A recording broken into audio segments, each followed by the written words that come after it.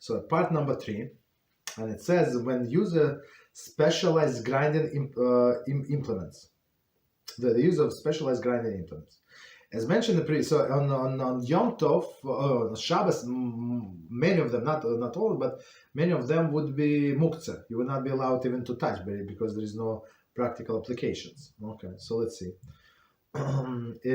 As mentioned previously, in cases where grinding is permitted on Yom Tov, one may use specialized implement for that purpose, sometimes even without shinui. Okay. However, utensils normally use a large-scale grinding, such a mill, may never be used on Yom Tov, even for grinding a small amounts permissible substance. So I guess a mill, and like from olden days, like a hand mill. So you go around, maybe like yeah. I'm not sure who would use it, but okay. So, but we got the point. If someone would usually do it on a large scale, so would not be allowed to do the same implement, use the same implement on Yom Tov.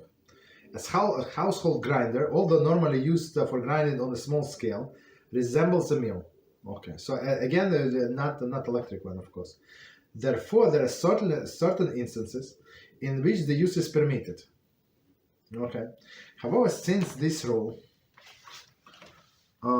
is rarely applicable, exactly nowadays, exactly, we have explained the details only of Hebrew note here.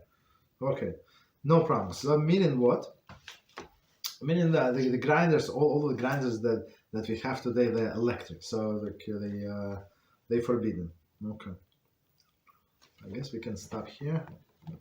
And we continue with the same topic next time. That's just Hashem. It's a long topic, of course.